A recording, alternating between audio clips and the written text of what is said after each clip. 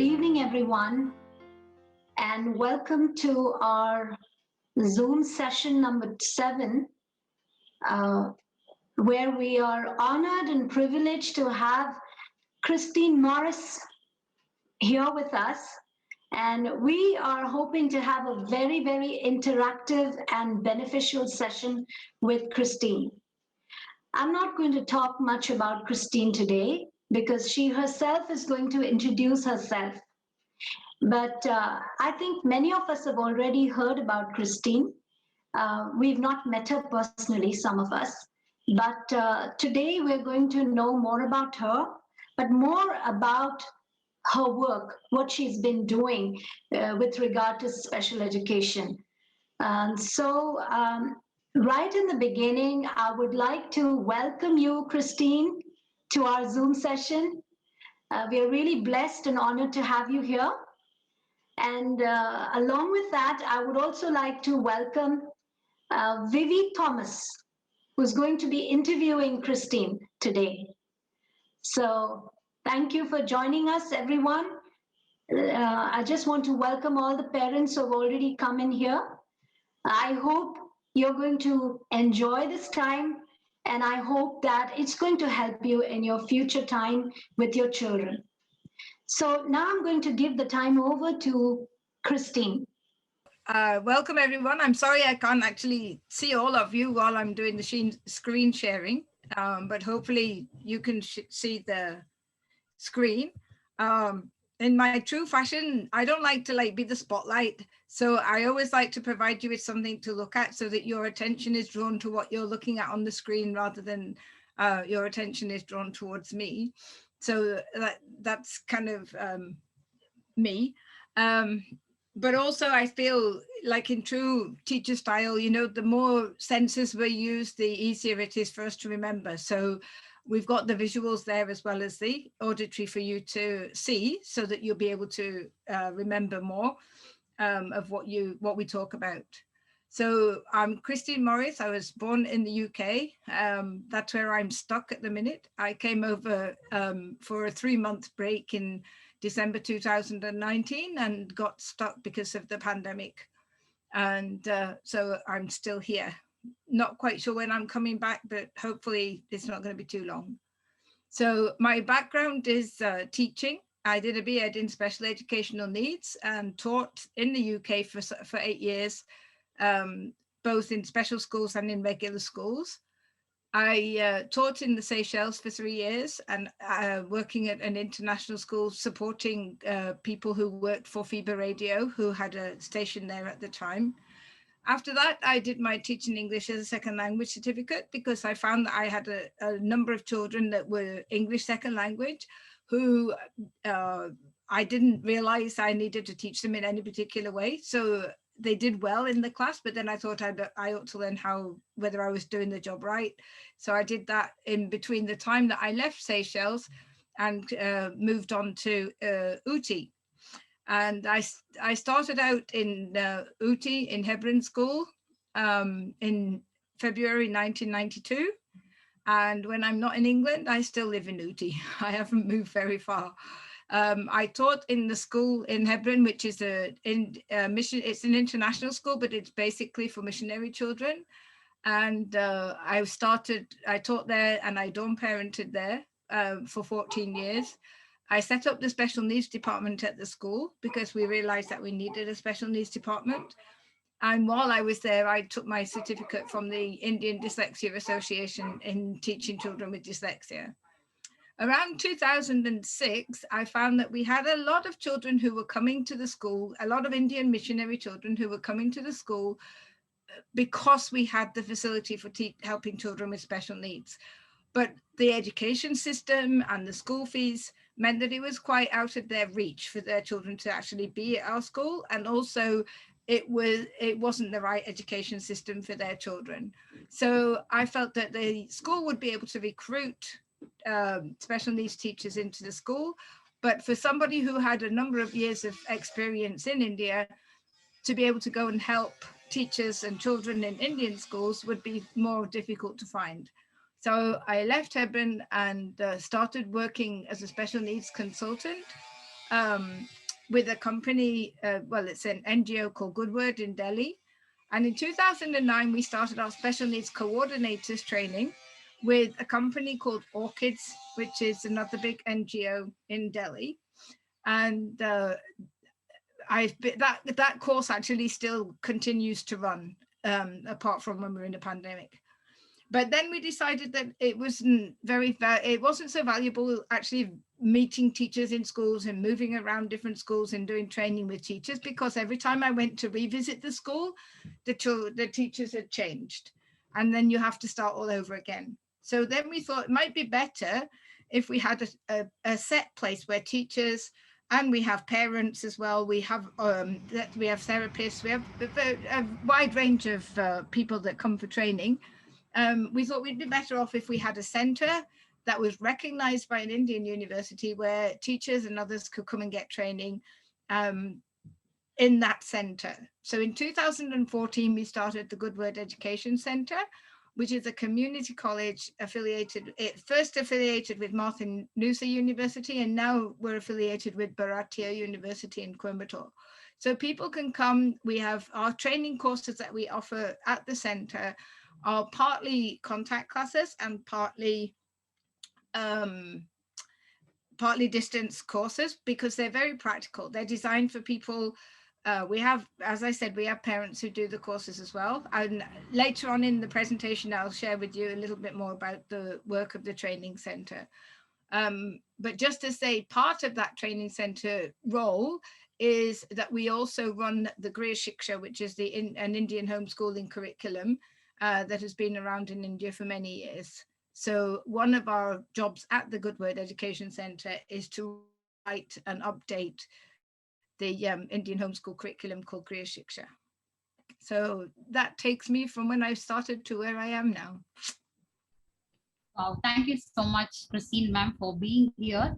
And it's an honor to have you here with us. And before we could go into the interview, I would like to also introduce myself and say how I met Christine ma'am. Hi, I'm Vivi Thomas, and I'm from Chennai. My husband and myself are homeschooling our 3 children for the past 4 years. And our oldest son is 15 years. He's going to do his +2 by NIOS, and our girls are 10 and 8 years old. And I met Christine Morris ma'am when I was working in Puno. And I think Christine Morris ma'am course, the training course, which I did, really helped me to have so much of courage to go ahead with my homeschooling, first of all, not just for helping children with dyslexia. So that's my journey with her. And it's an honor to be interviewing here. And thank you, Elizabeth ma'am, for having me here as well. Okay, now I think we'll dive into our questions for today. So the first question is, ma'am, what is dyslexia? Can you explain to us what is dyslexia? Yeah.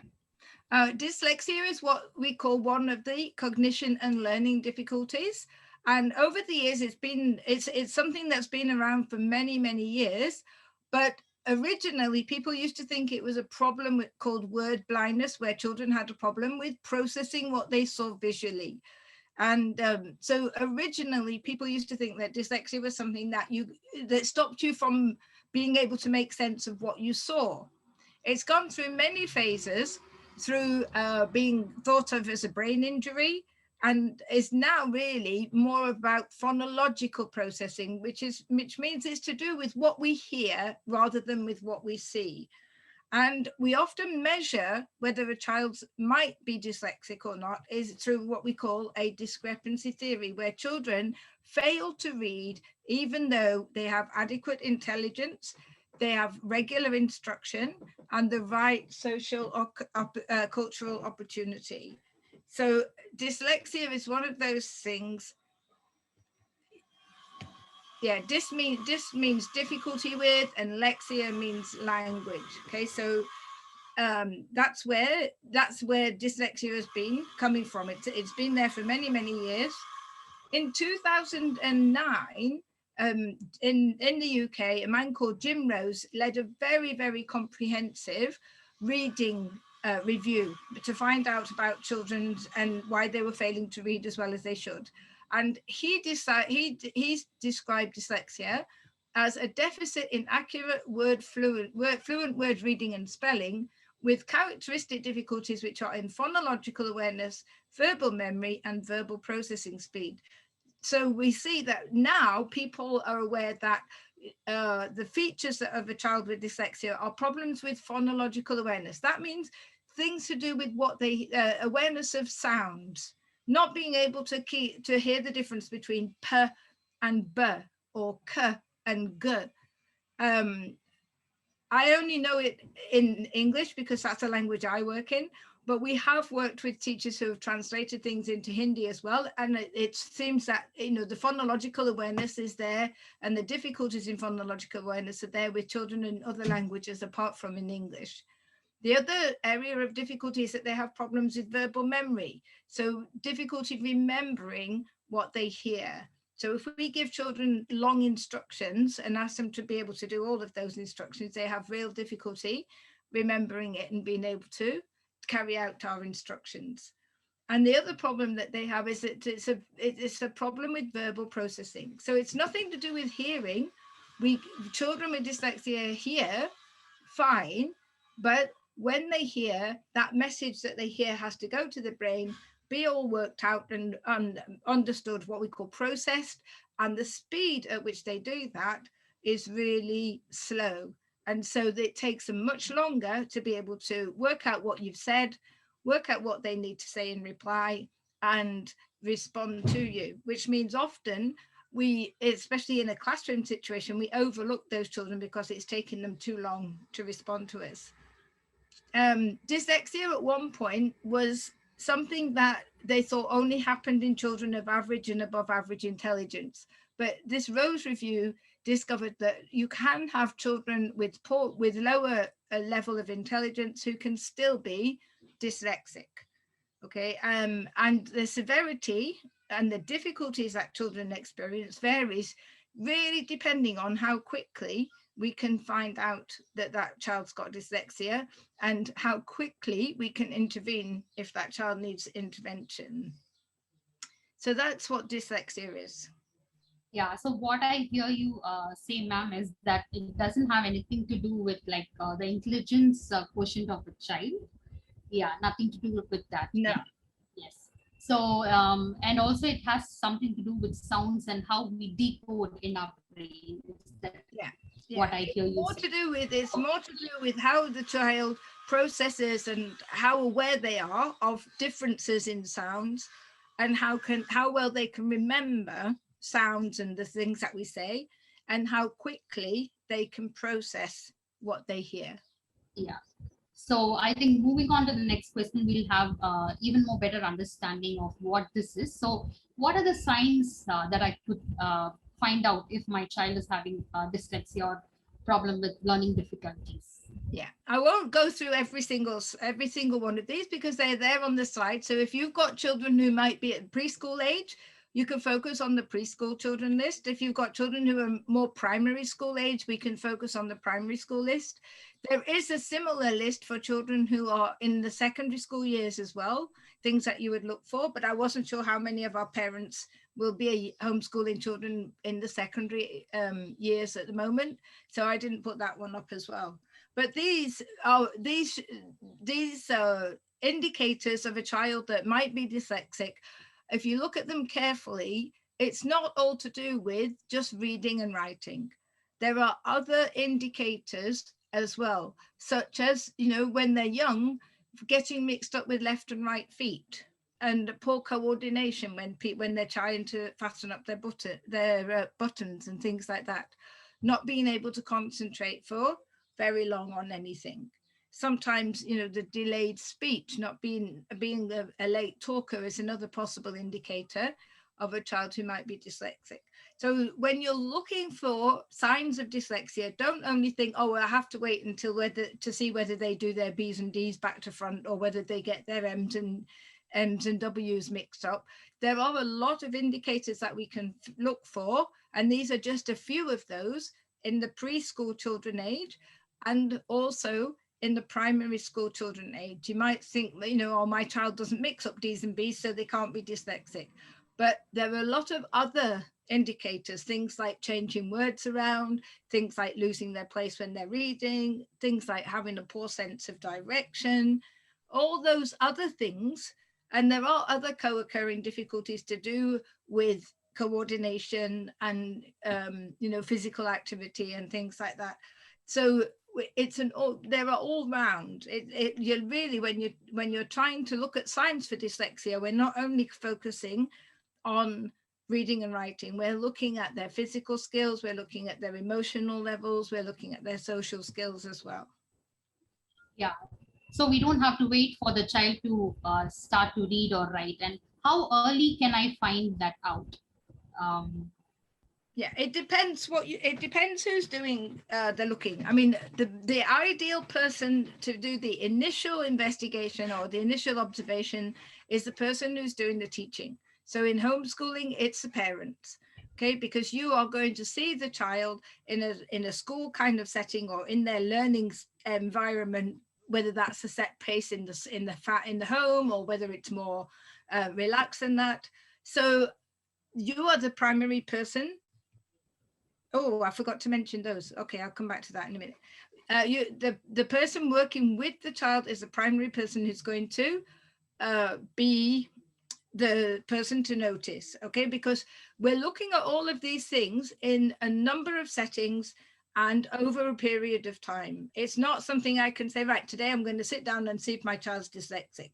It's something that you need to look at over a period of time, over a number of different areas of the curriculum. So in art, in music, in PE, physical education, in the reading and writing type lessons, and maths as well, okay? Because other co-occurring difficulties that you need to look for are that, and I have lists of these, but I'm not got them here. If you want, you can get in contact with me and I can give you more comprehensive observation lists for you too, to be able to use with your children. If you feel that you want to take this identification further, I can get in touch with people and send them more information. But there are definitely co-occurring difficulties in maths, in speech and language development, in motor coordination, in organizational skills, in attention skills, and in self-esteem and behavior. Okay, so we're looking at, these are not things that would define dyslexia, but they are things that would happen along with that dyslexia. These are the sort of difficulties that children will be displaying. So we look for these alongside as like a backup to what we are looking for with the more academic indicators of dyslexia.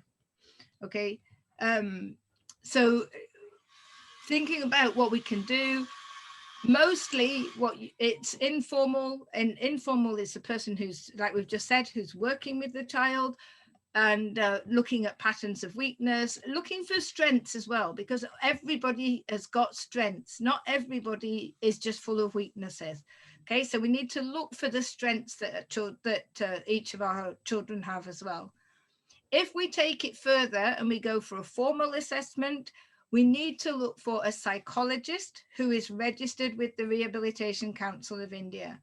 It's no good just going to any psychologist, because in the long term, there are many psychologists, but only well-recognized ones and well-trained ones will get recognition with the Rehabilitation Council of India. And most schools, if you're thinking of putting children into school later on, most exam boards will only accept psychologist reports from a psychologist who's got an RCI number.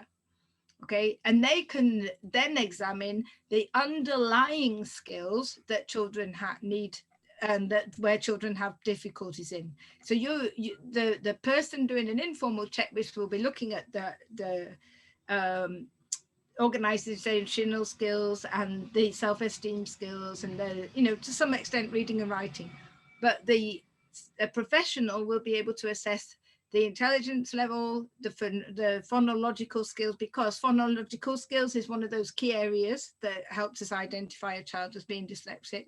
Perceptual skills, how they perceive the world, how their brain deals with what they see in different areas of skills. Memory skills, different kinds of attention skills and organizational skills. So it will be a more all-round assessment, and it will be more what we call standardized. So they will use standardized tests that have been tested on many people, which helps us, gives us scores, which helps us in getting accommodations and the right kind of support for our children. So we start off with informal assessments. We can move forward to formal assessments if we feel that's required. Yeah, once in the formal assessment, if I find that my child is having this challenge of dyslexia, what is the help that I can get, especially in India? Is there any help that I can get to help my child overcome? Yeah, I mean, it depends where you are in India. Some areas are much better, much better catered for than other areas. If you want someone to actually help, we have like Goodwood Education Centre. We've got people like Vivi who we've trained, and others who are actually trained in helping children with dyslexia one-to-one. And we do have people in the training centre in Kannur. We have people working in various schools in the Nilgiris, but we also have people who have trained and have gone off to different parts of India. So we might be able to put you in contact with somebody who's done a training course with us to help children specifically one-to-one, who could then come and help with parents to know what to share with them, what they can do with their children, or could maybe take the child for some specialist tuition if they felt that that was helpful. So we could put you in contact with people in various parts of the country that we've trained.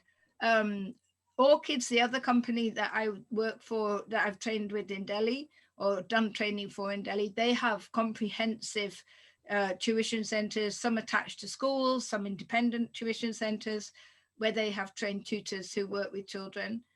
People like the Madras Dyslexia Association, they have after school activities and lessons with trained tutors as well. So there is some help available. It depends whereabouts you are as to how much help you can get.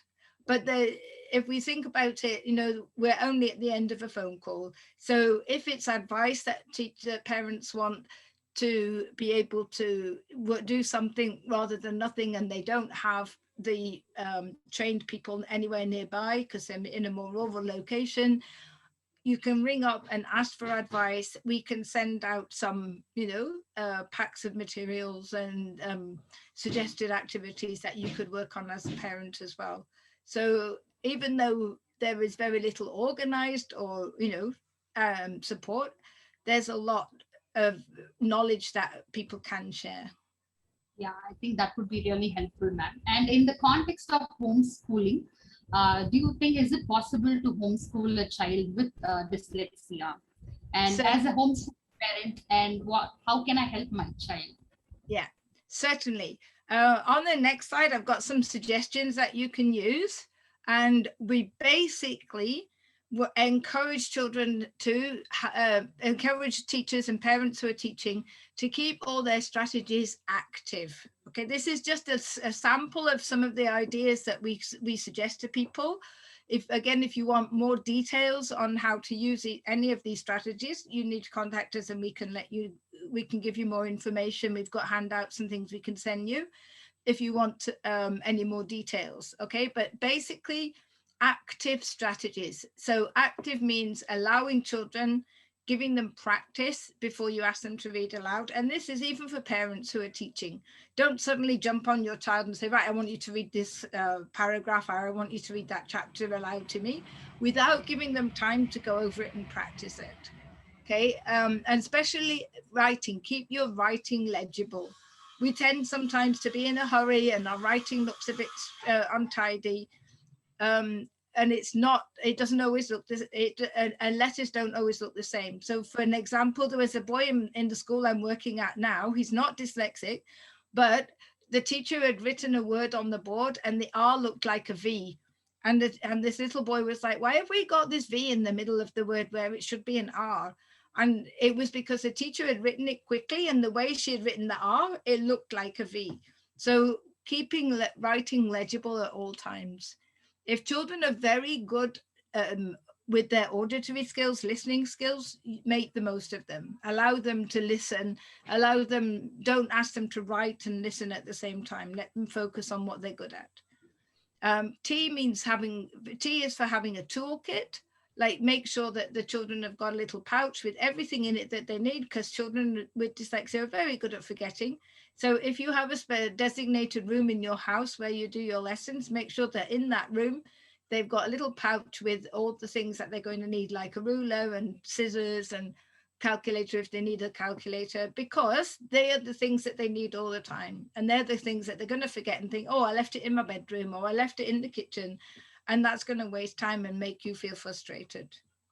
Things like targeting words. When you're asking children to learn spellings, target words and try and keep them in a pattern. So when I teach children spelling rules, we have a spelling rule. Like, I've just been teaching one boy all about CK at the end of a word. And so all his spellings for that week were words with CK at the end of them, so that he knows he's reinforcing the rules that I've taught him. So we're not trying to give him words that are all different. And again, targeting corrections. You know, the last thing that children want to see is either red, or in the school I'm in now, it's green, but red or purple or pink or blue or whatever color ink. They don't want to see their page full of teachers or parents correcting their work. Target the corrections and say, I'm going to look for this today, and I want to make sure you do this, and I will correct this particular skill. I want you to make sure you put speech marks in your writing, and I will, that's what I'm going to correct today. Help them to learn to think for themselves. Teach them how to reason and how to think, because that logical thinking, that logical reasoning will help them to work things out for themselves. Okay, so that was A and T. C was using color, especially color coding. So if you're doing a reading passage, color code the important, like highlight the first sentence, highlight the main part, highlight the conclusion part, so that they've got, red, yellow, green, or they've got different color parts of the text that they're looking for. And remember to congratulate people. We're very good at picking up when children don't do something right. And we say, well, yeah, that was good, but, next time, but you forgot, but you can. And if we remember not to say but, that but automatically tells a child it's not going to be good enough. So we want to congratulate them for what they can do. Let's leave out the buts and focus on what we want them to do at the beginning of the next lesson, so that we then can congratulate them for what they can do in their next lesson. Okay. The other C is to not compare, because we're very good. Oh, well, when I taught you, when your brother was in this class, when your brother or your sister did this, they weren't doing these mistakes. They're not their brother and their sister. Each child is different. So try not to compare with brothers and sisters.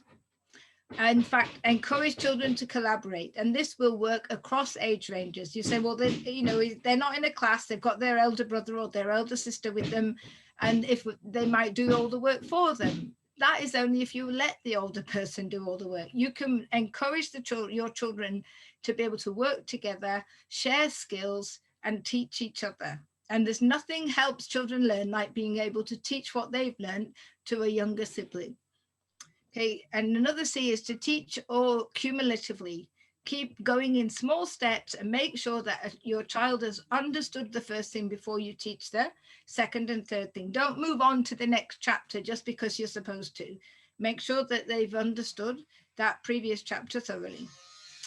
And the last C is, the last cut is kinesthetic. Try and do multisensory teaching. Keep it as multisensory. That means using listening, using speaking, using touch, looking, and using doing as well. Okay. I is for using ICT. There's nothing wrong with using a laptop or a computer to be able to write some pieces of work.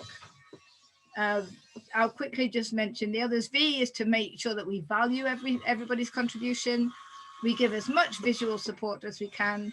We teach vocabulary before the lesson. We don't just expect them to know all these new words before in the middle of the lesson, but teach the vocabulary so that when it comes up in the lesson, they know it. And especially for mums who are doing all the teaching, vary your voices. Nothing's worse than having every lesson by your mum who's using the same voice in the same tone, and you just switch off because you stop listening because you know you've heard it all. So keep your voices varied and keep it interesting. And I can't see my E because it's got covered up, but I think it says one of them is evaluation and one of them is environment. Even though we're doing the teaching in our homes, we can get that environment around that area where we're teaching to make it as friendly as possible and as user friendly as possible. And when we evaluate, don't feel that we have to give a test all the time. We can do oral evaluation of what our children know. And that is so much easier in the homeschool situation. And it's just as valid as having them sit and write a test. So that's a very quick nutshell of strategies that you can use. And as I say, I've got handouts and things that you can, if you want to know more, if you let me know, email or let Elizabeth or Vivi know, I can send out more detailed information for those who might want to know more. Yeah, thank you, ma'am, for the strategies that you have given. I think one of the main strategies that helped me is that do not compare. I think coming from an Indian perspective, you know, Indian schooling system, I think the first shift that needs to happen is with me as a parent, not the child. And the ability to compare. And sometimes in Indian schooling system, we kind of draw our self-esteem from the marks, you know, and also our self-esteem from what the child achieves. I think that's where the shift really happened when I attended the training program. So is there a training program for specifically for homeschooling parents so that we can equip ourselves and help our children with dyslexia? Okay, I'm sorry for the advert, but yes, there are there are training programs that you can use. I've mentioned it before, and our Goodwood Training Centre offers a certificate in recognising and teaching children with dyslexia. This is a training course that Vivi Mum has done, and we've had many others who have taken this course over the last 5-6 years. Sorry. Oh, go ahead, ma'am. Like I said before, it is a recognized certificate course. Before it was with Martin Luther University, now it's with Bharatiya University. When we did it with Martin Luther University, you only had to do all the assignments that we set, and you had to do practical work. With Bharatiya University, you have to do assignments that we set and the practical work, and you have to sit an exam as well that the university sends. So it's quite a rigorous certificate, but it should, and I feel it does equip you to be able to work with your child or other children who have got dyslexia or specific learning difficulties. If you want to know how good it is, don't ask me, ask Vivi, because she did the course. And it's better to ask somebody who's done the course than it is to ask the person who's teaching it. Okay, but you might go, you know, you might want to use it with your children. It actually works as a really good phonics training course, whether your child's dyslexic or not. Like we said, it has been partly contact classes and partly working at home. We're looking at the possibility of trying to teach the course online if things don't open up anytime soon. We have done one online set of classes. It's not as, I don't find them as effective as actually coming and doing the lessons in the center with other people around and us being there to show materials and explain things and everything. But we have to make the most of what is possible. So yeah, so this is one of the places that you can get more training in, specifically in helping your child with who might be dyslexic. We do have other courses that I mentioned there at the bottom of the screen as well. Some that we are conducting and some that are in the process of being prepared for presenting to the university for their approval. Yeah, I think I also need to do some refresher course with you, ma'am. Yeah. Not that for dyslexia alone, but I think as a homeschooling parent, I found your course very helpful just to teach my children as well. And even in the middle of my homeschooling journey, like one of my children had some problem with reading and writing. So this course really helped me to to be patient, I would say, and not get panicked over like, oh, she's this many years old and she's not writing and she's not reading. So my focus was changed after attending this course, because it helped me to focus on the inside of the child, to build the self inside the child. It's not just about the academics or the ability to read and write, but about the to see the child as a whole in a holistic way. So in that way, I thank you so much for helping me with the course. It's really helping me with the homeschooling as such. It's no more a burden for the kids, like they come and sit for studying. It's more of playway method, more of activities, more of they thinking independently instead of me. It's not teacher centered, but it's child centered. So I would recommend this course for anybody who's thinking about homeschooling as well. So I think we've come to end of our interview. So before the last question, is there any words of encouragement and wisdom you want to share? Yeah, It's just the other things that we do at our training center. yeah. Is there any words of encouragement you want to give to parents who find that my child may be dyslexic? What do I do? Should I like panic? Should I immediately call somebody? What is it that I can do? I think the first thing is don't panic. Don't feel that, because you're homeschooling, that it might be your fault, that you think, oh, I've done something wrong, or, it's my teaching methods are not working, or, don't blame yourself. Dyslexia, if it is there, is something that is inherited usually. It's genetic. So it's nobody's fault. It's just something that happens. And so whatever we do, we should not blame ourselves for if we think that our child might be dyslexic. And don't think because that we think our child might be dyslexic, don't think that that's the end of the world for them and they're never going to make, be a doctor or an engineer and all those things.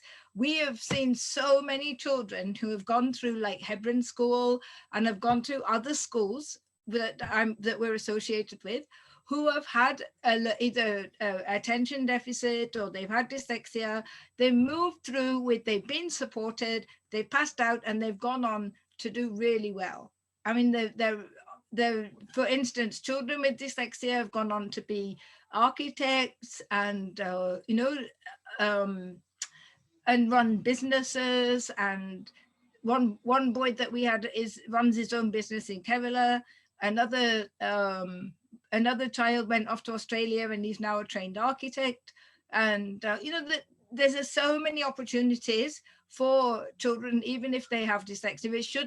It shouldn't be something that defines them and stops them from being able to achieve. So please don't think it's the end of the world, and please don't blame yourself or the child. It's neither your fault nor your child's fault. It's just something that happens. And all it means is that we need to be trained. We need to know how to adapt our teaching methods in order to teach the child the way that they learn. One of our little mantras is, if the child doesn't learn the way that we teach them the way that they learn. And it's just equipping ourselves to be able to understand how we teach them the way that they learn, understand how a child with dyslexia might learn differently, so we can equip ourselves to be able to help them to be able to learn the way that they learn best. And it's it just is no one's fault. Don't feel that you need to take any kind of blame for anything. Just be encouraged that your child is blessed because they are different. They might learn differently, but it doesn't mean that they're not going to be able to learn. And it means that they've got a lot of strengths that other children may not have because of their learning differences. Yeah, that's encouraging, ma'am. And is there any syllabus we can follow, or we can teach any syllabus to the child, provided we adapt to their learning styles? Yeah. I mean, you can teach. I mean, the child could benefit from any syllabus. Okay, it's not the syllabus that needs to be changed. It's the way in which you teach that syllabus. So it's the teaching methods that you would use as a parent with your child that is going to help them to be able to succeed in any syllabus. Okay, so whether it's ICSE, CBSE, matriculation, international exam, they should be able to achieve. What I would say, however, is with the Indian syllabus, until it changes to the new education curriculum, till that sort of comes into play, the NIOS program offers the most accommodations. So when your child gets to the level of taking the formal exams at year 10 and year 12, or year 12, whenever they change the way in which they, or when the new education thing comes in, there are accommodations that your child can be given. Okay, so the exam board that offers the most accommodations, the most variety of accommodations, is the NIOS. The next one is the CBSE. CBSE offers more variety of accommodations, such as dropping subjects. They're more generous with their extra time that they allow. They allow you to switch subjects, so you can drop things like maths and social studies and take up art and computer studies. So, and it doesn't affect your overall scores. So looking at different exam boards, you have to see, well, what kind of subjects is my child interested in? What exam board is going to be the best for their skill set and for the future that they are looking at? And what kind of accommodations are recommended? I mean, to get accommodations anyway, you have to have a psychologist report, and it has to be, you have to have it approved by the education officer in the district and all that. But you have to look at what kind of accommodations your child needs and which exam board offers the most appropriate accommodations. Okay, so when it gets to that secondary school level, that's where we need to be thinking what is available. But another little plug. I mentioned earlier, we do run the Griha Shiksha homeschooling program, and which is at the moment just being upgraded. We have a number of children who are using the old style curriculum that we have, which goes up to about grade 4. And we've got new curriculum for LKG and UKG, and we're working on the new curriculum for grade 1, which is more integrated topic-based curriculum. And because Goodwood is organizing that, we have specialists on board who are interested and trained in special education. So if a parent is using the Griha Shiksha and they want to get support with their child, and they have any doubts, there's me, and there are other people that we've trained around to be able to offer that support for the people who are using the curriculum that we use. We've talked about the specialist training. We also, at Goodwood, we also run workshops. We've run one so far, and we're planning to do others for parents and children who are homeschooling. So it's mostly for those who are in rural areas, because in the cities, you often have support groups of, homeschooling parents who get together in Bangalore or Chennai. We had our little meeting mostly for parents who are in the more rural areas, and we had a good uptake. And we did workshops for the parents. We did workshops for the children as well, and we did workshops with the parents and children together all over a day. And we'd be more than happy to facilitate something like this at another time when things open up again after the pandemic, so that you can come and share your ideas, share your expertise, share your concerns. And we did have 1 or 2 parents who came and said, I think my child might have a learning problem. Can I bring them, for you to do an informal assessment with them, based out of that workshop that we did. So we're more than happy to be able to facilitate things like that for homeschooling parents. Yeah, thank you so much, ma'am. Thank you. These photographs are tempting. I miss being actually. Just want to clarify one thing. When you were talking about the assessments and the NIOS or the CBSE board, you mean to say that if I have a certificate for my child saying that my child is dyslexic, that they will be helping my child, like I can have a scribe for my child if the child is not able to write, or I can skip some tough subjects like math. Is that what you were trying to say? Yeah. It depends on what the problem is. Okay, it depends on how serious the learning disability is. But the most common accommodation that you get is extra time. So the most common accommodation is extra time.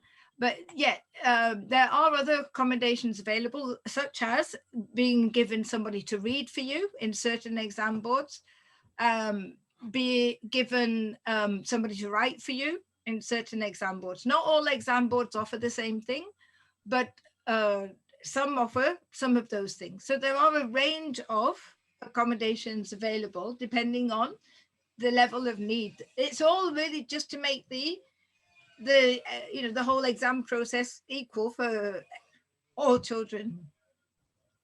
Thank you. This is very And encouraging. please, like, just to remind people, it's not like cheating if you get accommodations. It's to make your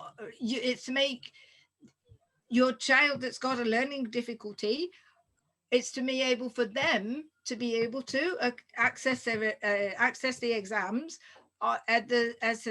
with the same opportunity that a child who doesn't have a learning difficulty. Yeah, especially when it comes to the 10th and the 12th Yeah. grade and on to college. Yeah. Yeah. Thank you so much, ma'am, for answering all my questions. No problem. For your valuable time, I think I will hand it back over to Elizabeth, ma'am, now. So thank you, ma'am, Christine Morris, for your valuable inputs.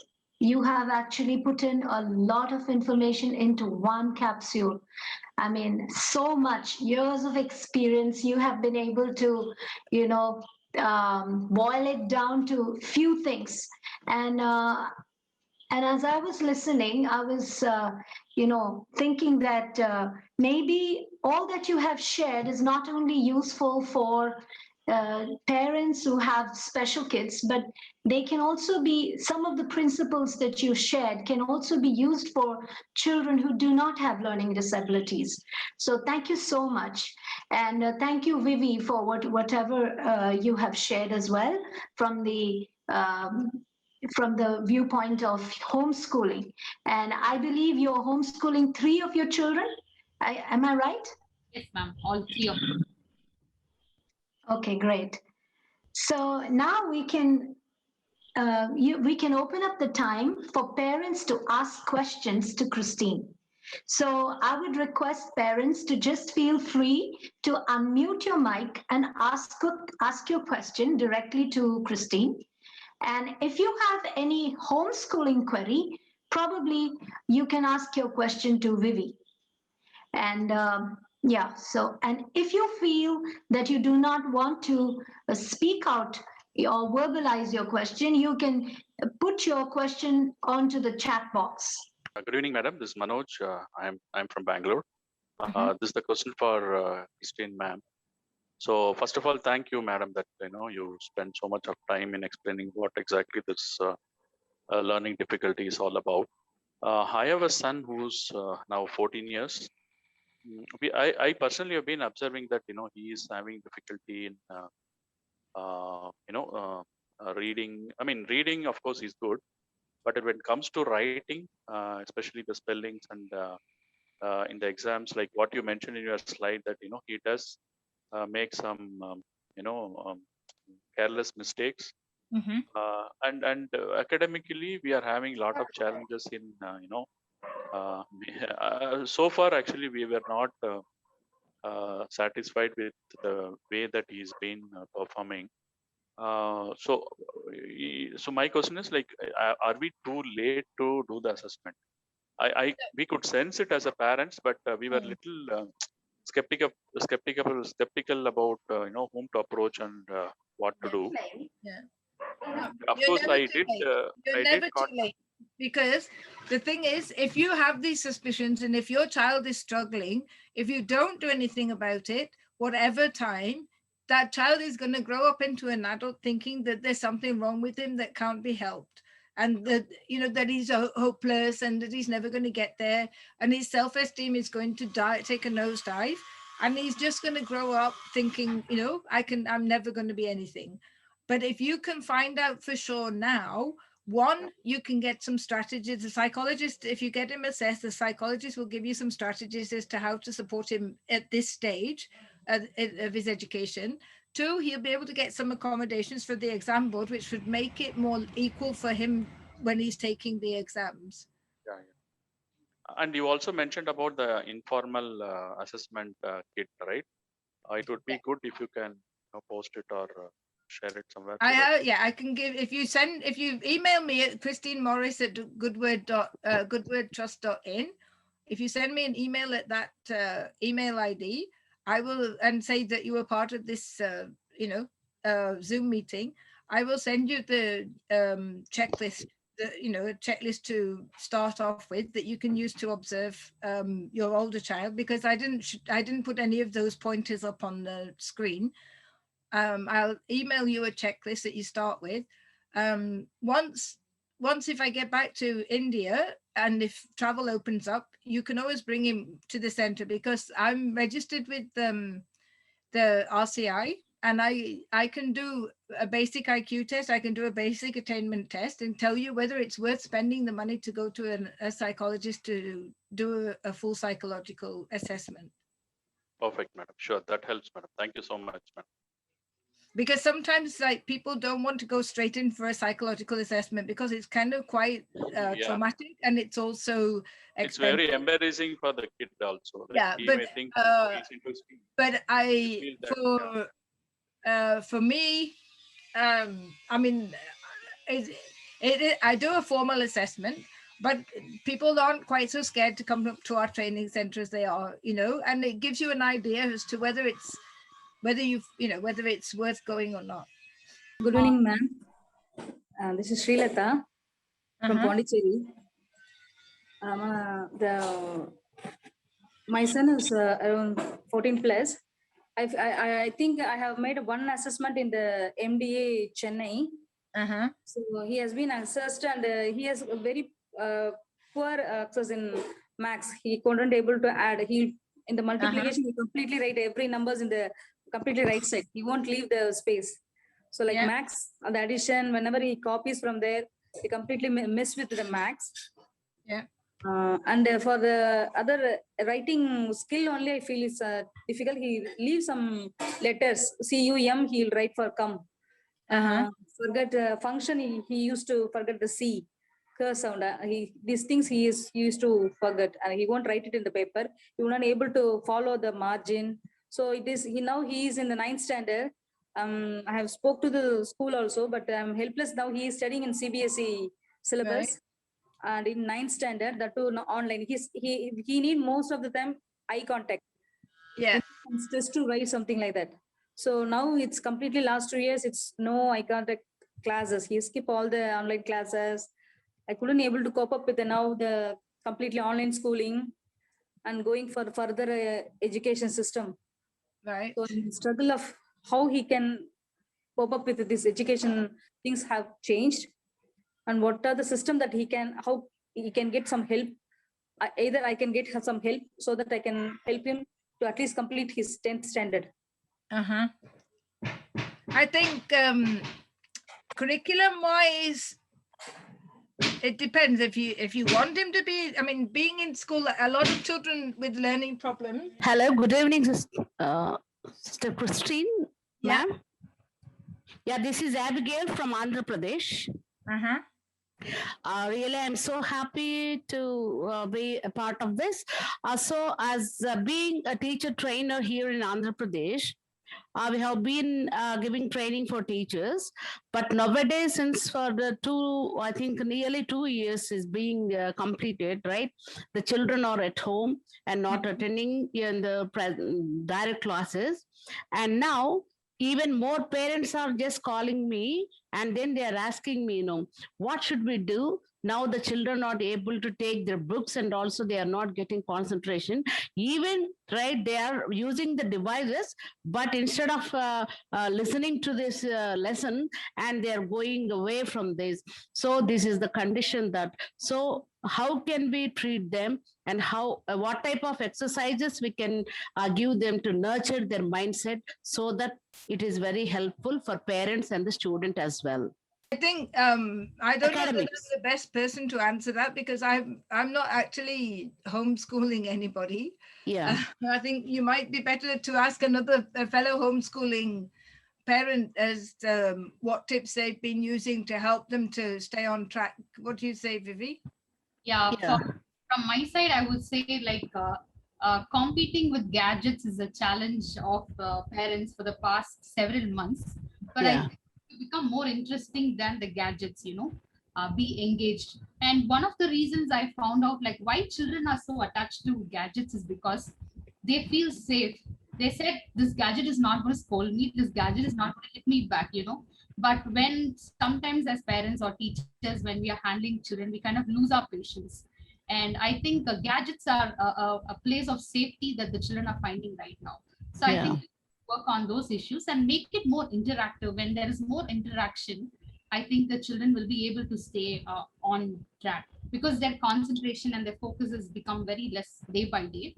So if you have more of interaction and involve them, I think it might help. That's from my side. Okay, because a lot of pressure and stress their children are undergoing. So in order to come out of the stress, it is a good thing for the even parents and all the students.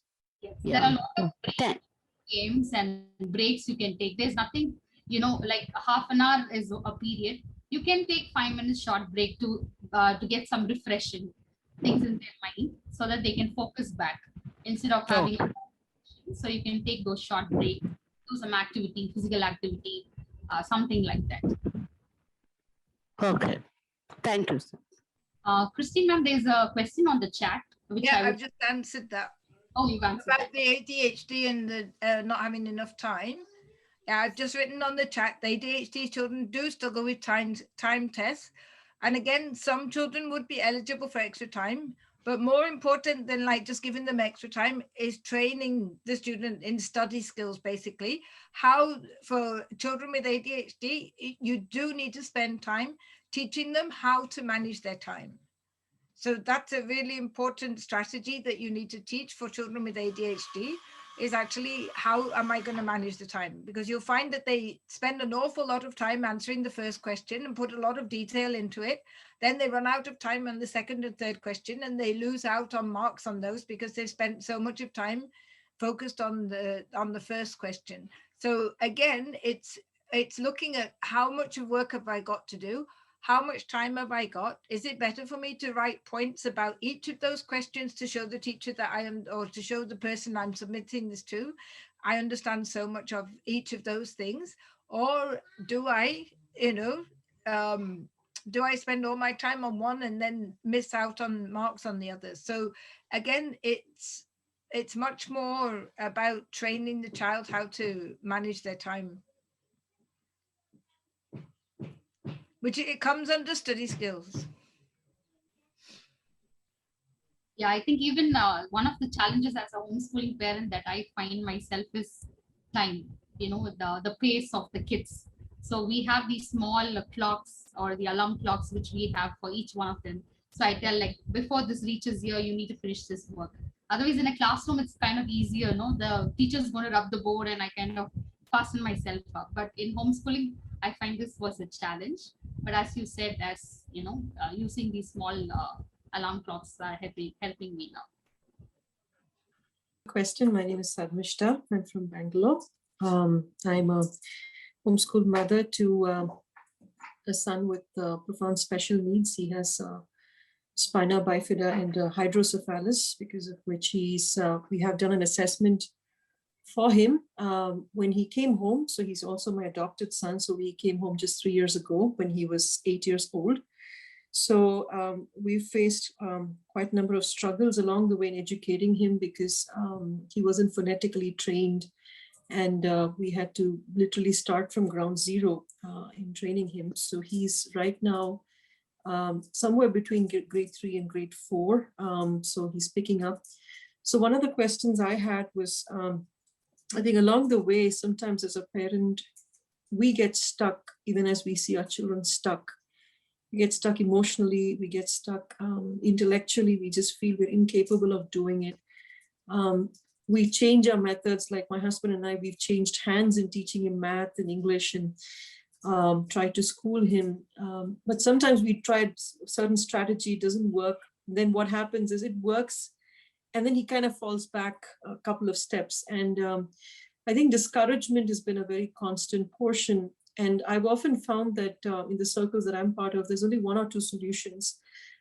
Study up as much as you can, read resources, that's one, or get a special educator for your son, that's the other.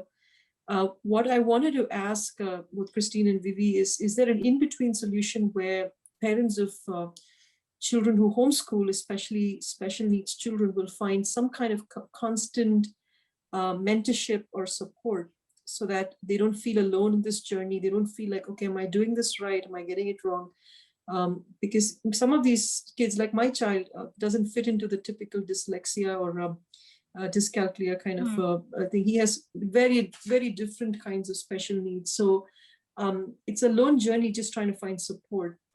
So I just wanted to throw open a question saying, is there a possibility that some kind of even a monthly or once in 2 months sort of a chat can happen where we're able to get more specific questions answered? I know when we do a session like this, there are just so many people and there's only so much you can get answered. But I'm looking more in terms of just encouragement and support, and also knowing that, okay, keep trying differently or maybe change the method, but what is the next method we try? Where can we find support and encouragement? I think that's a question I wanted to leave with both Christine and Vivi. Thank you again for a great session. Groups on my phone, the homeschooling group and the homeschooling for special needs group. So I don't know whether you're part of the homeschooling children with special needs group, because there's a WhatsApp group specifically for parents of children with special needs only, rather than a general homeschooling group. Are you aware of that, Yes. that WhatsApp group? Yes, I'm part of that group, Christine. I am okay. quite And you're aware not finding that they're able to give you the enough support that? Not, I think there's resources available, but I don't think, no, I don't think this particular kind of support is hard. You say you're in Bangalore? Yeah. Yes. I mean, are there any homeschooling groups that regularly meet? So I actually started a homeschool group a couple of years ago. In fact, its name is also Griha Shiksha, because I started a blog several years ago and I had it. I found it extremely hard to continue that group because a lot of the kids there did not have special needs. And it was hard to even know how to find encouragement as a parent in that group. So I stepped away from that group. We don't particularly have a special needs homeschool co-op in Bangalore, as far as I know. We do have a WhatsApp group, but we don't have a co-op or anything where we do meet face-to-face. We're able to, just encourage one another and just share, okay, what's happening? Where are you getting stuck? How can we find help for you there? Which curriculum are you using? Where's your child? I mean, there's all these organic conversations don't happen much. It's much more just resource sharing and, news bits. So I think, I think that's where we are. I mean, we've tried different tactics, but discouragement is a very common thing for parents with special needs and for homeschooling especially. That's why I wanted to bring that up and just wanted to hear from either of you on if you had any ideas on how to tackle discouragement. Sarmishta ma'am, for voicing out, and I can hear you. And first of all, hats off for your courage and what you're doing. I always believe that there are no special children, but there are only special parents. And I know that God knows that you have the ability, and that's why He has picked you up and He has chosen you, and He has handed over the child to you. So as you said, it's true that discouragement is an issue that we always face, and we need each other. So I think I would pass on this to Elizabeth ma'am, so that she also is hearing the need. So we might come up with something. So Elizabeth ma'am can help us to, meet up or what we can do about this. Thank you so much. Yeah, thank you, Vivi. Thank you, Christine. Appreciate you. Have you, there's one school called in Bangalore called Asha Kiran Special School. Have you heard of that? The lady called Rita James that started it. I Yes. think she's retired now and moved, and handed it on to other people. But it's a little boarding school, and it has a more wide range of special needs than just your typical kind of dyslexic children. So I don't know whether the staff there might be somebody that might be able to encourage you because they're more used to dealing with children with a wider range of special needs. Right. Thank you, Christine. Yeah, I know Rita James. In fact, I knew her brother pretty well. So I do know of Asha Kiran as well. But so what I've decided is, in fact, I don't know if any of you know this, but there's a new school that's starting this year. It's called Jordan High. It's actually a school it's an inclusive school, which does an NIOS curriculum. It's a tutoring center, a sensory therapy place. So the people who started that are this organization called Mana. It's a Christian organization in Hennur. So they are kind of starting that. So I've been in touch with them. And in fact, that's one of the things that they decided to do in order to get support, is to enroll my son there for some time and do like a hybrid homeschool model, because I've just run thin on my energy. Right. And I feel like unless I'm kind of getting feedback in some way, I'm just dissipating my energy somewhere, and I feel like I'm not even sure if I'm doing the right thing. So so they're starting this year. It's called Jordan High, and I'm looking forward to seeing how things will pan out for my son as he starts NIOS there and gets some sensory input and gets he also gets vocational training. Apparently they're able to do vocational training as part of that. And I will continue to help him and tutor him at home in areas where he might need particular help. Okay. So thank you. Yeah. And we're always at the end of an email or a phone call if you think that, any of us can help. Sure. Thank you. Yeah, it is good to just meet you all over a video, because I've heard of all of you. I've heard of Christine and heard so much about you, so much about your curriculum. I'm just happy I got to meet you finally. So thank you. Can I ask a question, please? Yeah. Yeah. Okay, ma'am. Thank you for the session. My question is, I'm tutoring a child having dysgraphia. Okay. He writes straight, and his one letter will be on top of the other. Yeah. Sometimes some letters overlap, and there is no space between words. Okay. He writes straight. So my question is, how do you address this child? And since he writes straight cursive, should we continue with straight cursive or go shift him to slanting cursive, because he has dyslexia as well? Personally, I would teach him how to use a laptop so that he can type his work and he doesn't have to struggle with writing. If his difficulty is writing, how old is he at the minute? He's in the 5th standard, 10 years old. Oh, okay, 5th standard. So he's going to be going to the secondary school soon. It's secondary level. It's kind of not too late to be able to keep working on his handwriting strategies with him. What you really need is some occupational therapy activities to build the muscles, because a lot of the problem with dysgraphia is the way the muscles and the pencil grip and the way the muscles in the hand and up the arm work together. So basically, you need kind of some occupational therapist fine motor control.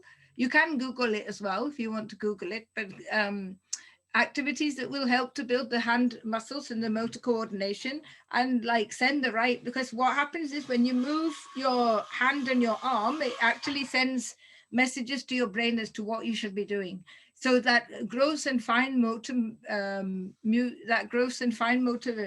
activities are something that would help to improve his handwriting.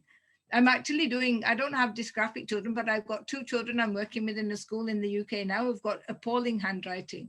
And that's basically what we're doing, is simple fine motor, gross motor activities that will help to build the motor muscles, plus constantly teaching him how to hold the pencil grip.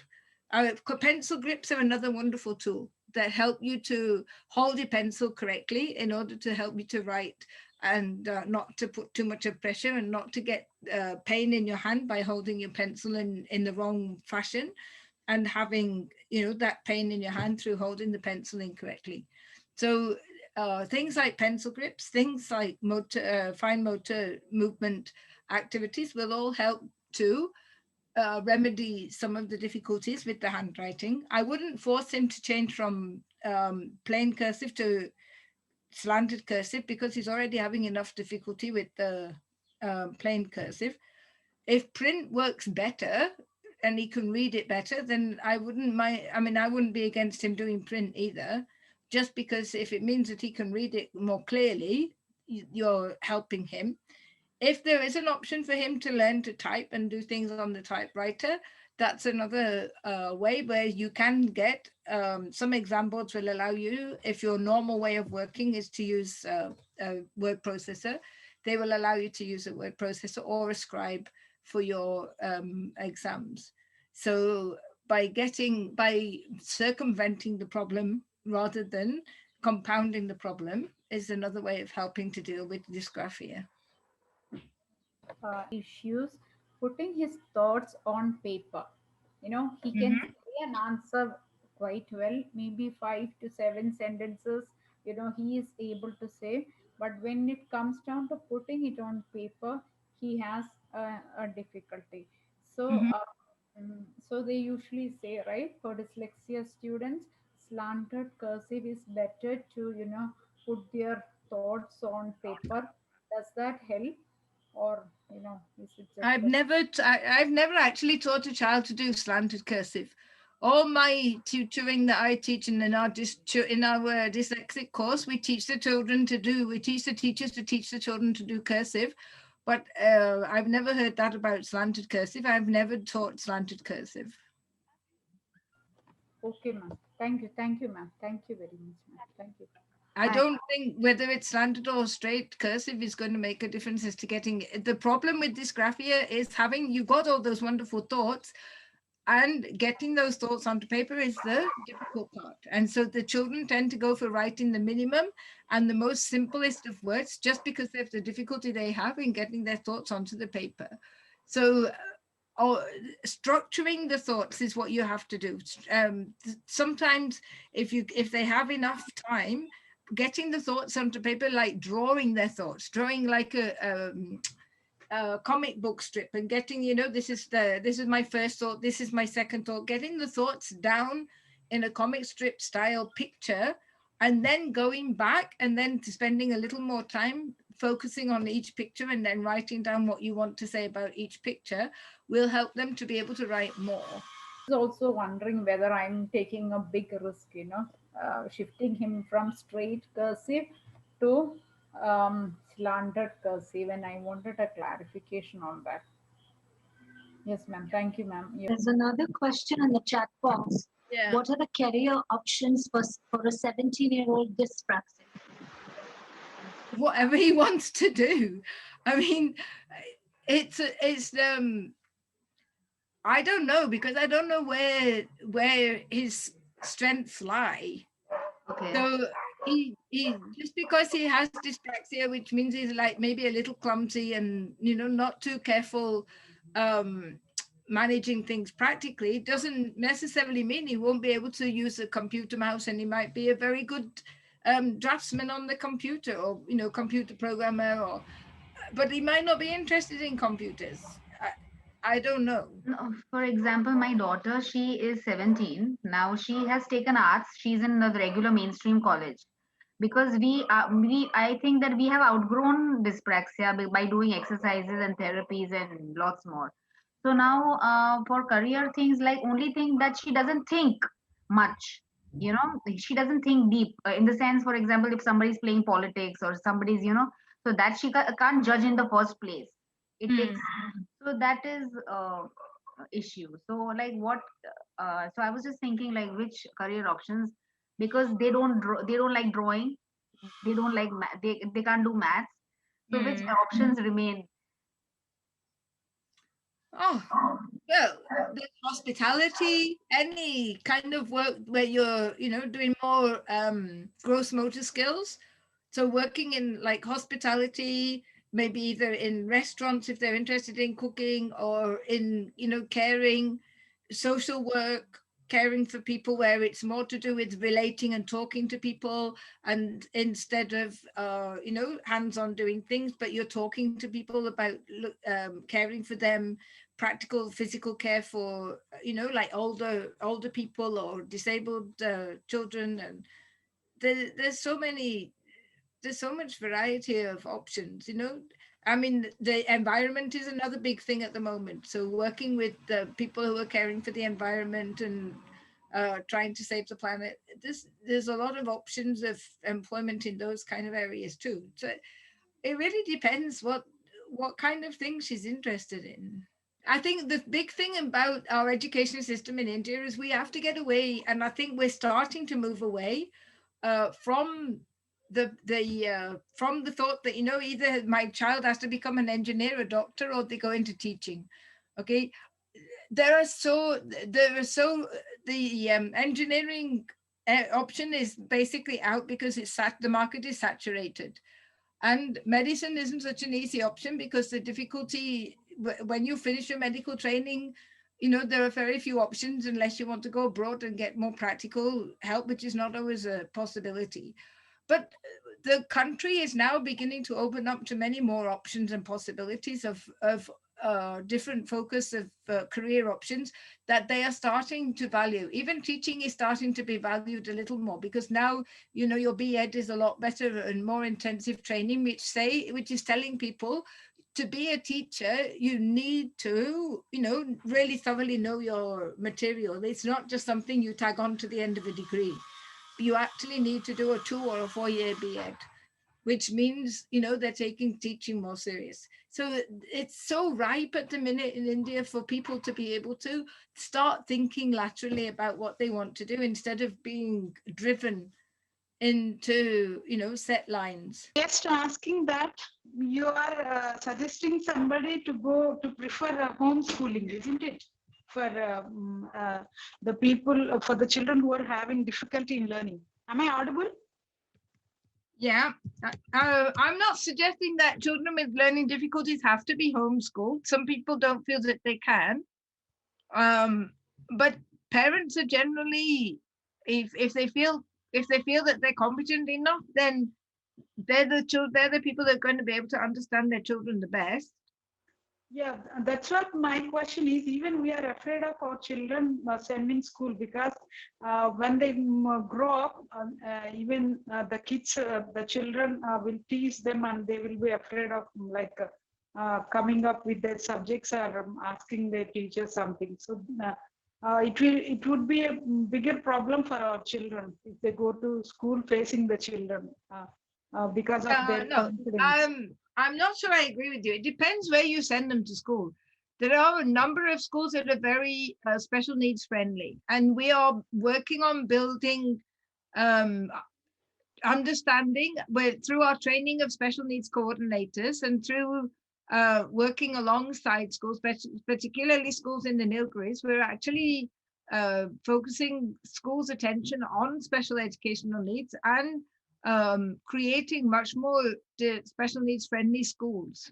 So not all schools, you can't kind of say all schools are not going to accept our children, because there are schools now which will, like we have one school in Connaught that positively accepts children with special needs, and then has a full-time special needs coordinator who I happen to have trained, and also employs our staff to go in and support the children as well.